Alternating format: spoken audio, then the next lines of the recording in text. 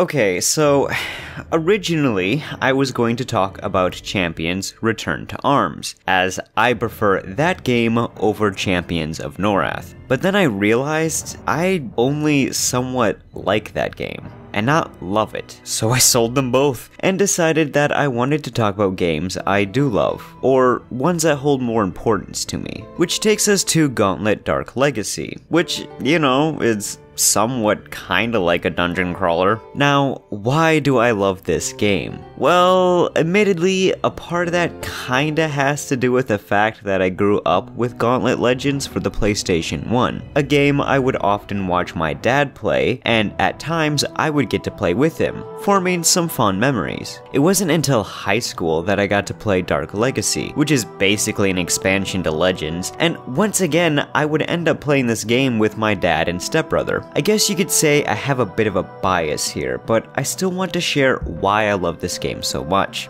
Warning! Dark Legacy has a very simple setup and plot. However, there is a bit of lore here that you might want to know in order to get some better context, but it's simple too. First off, the game takes place in a land of the 8 magical realms, all of which are watched over by the mighty powerful wizard Sumner, in a great tower of portals that allows him to travel through the 8 realms. Under Sumner's guidance, the realms maintained peace. However, Sumner's younger brother, Garm, started to get jealous of his power and respect. Wanting to prove himself better, Garm set out to find the 13 runestones, which are said to be able to summon power from the underworld. Finding 12 of the 13 stones, Graham decides that's enough and tries summoning the spell anyway, calling upon the prince of the underworld, Scorn. Unfortunately, without the 13th runestone, Garn could not control the powerful demon, go figure, who quickly killed him, dragging his soul to the underworld. Sumner returns to the tower, sensing something is wrong, only to witness Scorn sending out his minions to the realms to bring upon the destruction of the world. Using all his strength, Sumner seals the portals and fights off Scorn. However, Scorn hides himself away in an ancient temple and gives pieces of the temple's seal to his guardians. Thus, Sumner summons forth the greatest warriors from the 8 realms to defeat the guardians, fight off Scorn's forces, and bring an end to his destruction. And if you couldn't guess, you play as one of these warriors. Like I said at the beginning,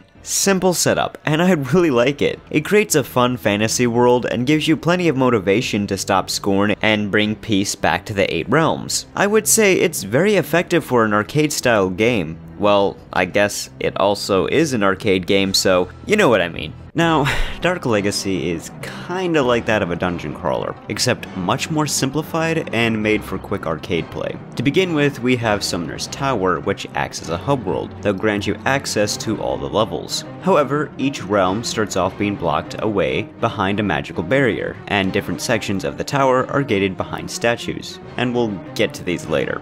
First, we'll talk about the magic barriers. You're going to want to get past these, and the only way to do so is by collecting colorful crystals. For the most part, collecting these crystals isn't too bad. As long as you're attentive and find out where they are in all the levels, you should be pretty fine and won't have to grind for these too often. It's just really there to keep you from going places you probably shouldn't reach at this point of the game. Gold pieces needed to get past statues, on the other hand, are more of a problem. You'll need so many gold fangs, wings, or claws to get past certain statues, and these can be earned by opening up specific areas in certain levels or by killing the monsters who resemble the statues. Unfortunately, yes, this ends up being way more of a grind. Not to too far of an extensive degree, but going through simply the levels of each realm aren't going to grant you enough to get onto the next section of the tower. It's a bit unfortunate, and I can definitely see where people would get annoyed by this feature. Despite that, I still have a lot of fun with this game, due to what I find to be its positives. For example, there are plenty of characters to choose from, like the wizard, archer, jester, and dwarf.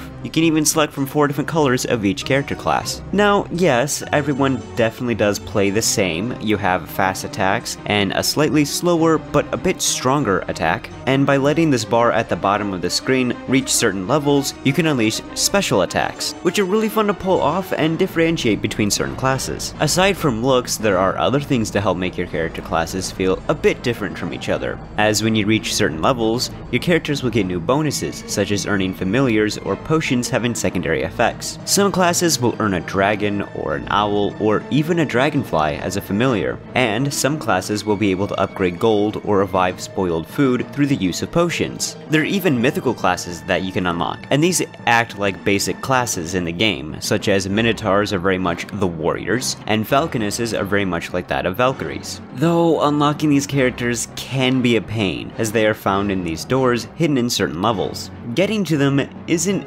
usually the problem. Usually. Unlocking them by collecting all these coins in a time limit is the frustrating part, especially this one on the cloud where you can't tell how close you are. Oh, and if you fuck up, you have to replay the whole level again up to that point to retry. So forget that. Thankfully, I do find the game's main levels pretty fun. Like I said, they kinda act like small dungeons you have to navigate. There are enemies you have to fight off who will constantly be emerging from these generators, so it's important to take those out first. You'll need keys to open gates and chests, and the level always gives you enough keys for the gates of each respective level. And potions are good for taking out enemies and ridding off death should he emerge. Now, admittedly, this can get a bit repetitive, especially when some of the later levels can go on for almost 20 minutes. But I find this game does certain things to help mitigate that. To begin with, most levels aren't too large, and offer some exploration by finding hidden passages for extra goodies, like temporary power-ups, though some of these power-ups kinda suck, like the breath attacks, but others are awesome, like the hammer. Secondly, most enemies can be killed with 1 or 3 hits, with the occasional tougher, larger enemies, which helps keep the game's fast pace. And finally, this game can be played up with to 4 people, who can easily jump in and out of a session, which is definitely the preferred way to play. It's genuinely enjoyable playing with this game with other people, exploring the levels, fighting the bosses together, having a buddy save you from death because you spend up all your potions, and fighting over who gets the keys and chests, and then laughing as they open the chest with a bomb in it. I guess we should talk about the bosses now, as you will need to fight them to gain access to another area of the tower. Boss fights are okay. They're mostly just large monsters you have to face. They're really good for grinding up gold, which can be used to buy items at the end of levels, and just grinding up your character's levels. What's interesting is that the first realm you're thrown into has a boss who is far too strong for you to take on at that point of the game. So it's better to move on to the next realm, as that's where the first actual boss of the game is, the Red Dragon. It's neat seeing these big monsters, but I wouldn't say they're anything special. Like, you can't really deal much with their attacks. Sure, there's a guard, but it's not very useful. Honestly, you just have to make sure you're a high enough level with enough hit points to basically tank all their hits. If you want to make those fights easier, then you can find these special hidden weapons in certain levels, which is cool and helpful, but not particularly necessary in my opinion. Lastly, I should mention that in certain levels there are one of the 13 runestones, and by collecting all of them, you'll gain access to a final hidden area. But be sure that you're at like level 90 and up when doing this, as the boss there is kinda ridiculous. Alright.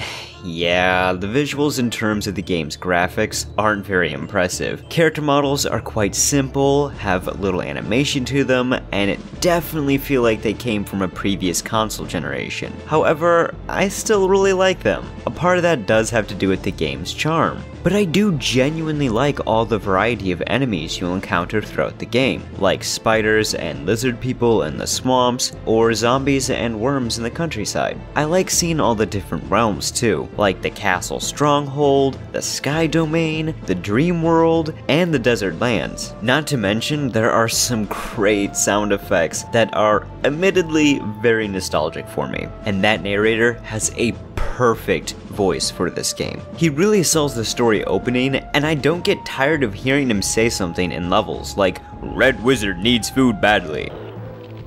Red Jester has gained a level. It honestly never gets annoying. Lastly, we have the music, which I will say, not many of the themes are very memorable, but they do fit the game very well. That's not to say there aren't any standout themes, because I really do think there are, such as Sumner's Tower, Poison Fields, Valley of Fire, and Sky Shipyards. I like a fair amount of the music anyway. So yeah, I love this game. If you enjoy playing arcade-like games, then I think Dark Legacy is a great recommendation, especially if you have some friends to play with, as to me, that makes the experience so much more better and is also just the best way to play Dark Legacy. It's not heavy on the plot or graphically impressive for the PlayStation 2, but the game oozes with so much charm and simple fun that these things don't bother me. Now, I do know that there was an attempt to reboot the series with the game Seven Sorrows, which I have played multiple times, and I can say it's okay. Visually, it looks really good, with much more detailed characters and locations. There's some changes to the gameplay that I find interesting, like a dodge/dash mechanic, and characters having more close combat-based combos, and they have combos, which you can buy at the end of levels by collecting gold, and they get these super crazy all-out special attacks. It's certainly something to look at. It even had an online feature, which I think is really neat, and a great way to take the series these days. However, I don't go back to this game too often. I definitely don't think it's a bad game, and would have been interesting to see how sequels would have spawned out from it, but it just doesn't engage me like Dark Legacy does. It's a very decent game, just not one I would have an easy time recommending to people, unless you're a huge fan of Gauntlet and are very curious to see what it was like. You'll probably find something to appreciate about it, but not love it. Dark Legacy is just fantastic. I love how simple it is, I love how you can just pick up and play the game. It has a good amount of content, plenty of characters to play as. I just love the game so much. Next time, we'll be taking a look at a more action-focused game, so I'll see you all then.